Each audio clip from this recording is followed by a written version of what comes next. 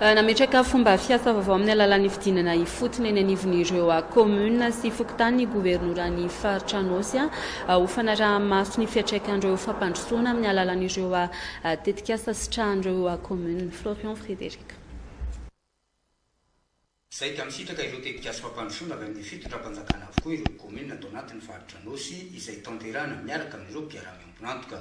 Ho fiarah-mientana sy fanaraha-maso ny fiantraikany eny anivon'ny commune dia nametraka fomba fiasa vaovao ny gouverneur ny faritra Anosy amin'ny alalan'ny figenona ifotony miaraka amin'ireo mpiara-miambonantoka izay marina fa efa nanatanterahana izany ny tany amin'ny distrika Betroka sy Amboasary Atsimo. Ny commune mandiso no nanombohana ny fanonisana izao fomba fiasa izao ho an'ny distrika ny Dolanaro. Nisy ny fametrahana foto-drafitrasa momba ny rano fisotro madio, fanamboaran-dalana mampitohy ny renivohitry ny commune sy ny tanàna ny Volazato izay fiaraha-miambonantoka amin'ny Afafy Sud. Manatanteraka antsika ilay hoe anisan'ny fizerena ny pôle de développement amin'ny commune aty amin'ny vallée d'Ambolo moa zany sy vallée ny fao anatin'ilay drafitrasa fampandrosoana. Misy ny fiaraha-miambonantoka ny AIM ny WHH ao anatin'ny tetikasa Afafy Sud izay tetikasa izay manohana ny fitondram-panjakana amin'ireo asa fampandrosoana rehetra.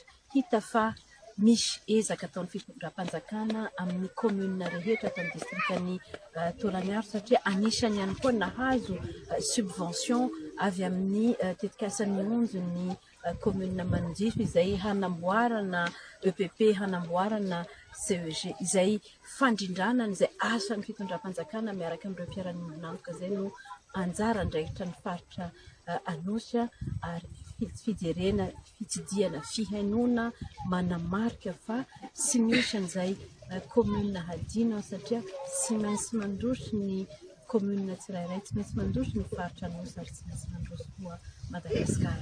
Fa nandritra izany dia nisy ihany koa ny fanakalozan-kevitra sy fihainoana momba ny hetaheta ireo mponina teto amin'ny commune mandiso indrindra fa ireo coopérative mpamokatra berose izay mpalaza ity commune ity.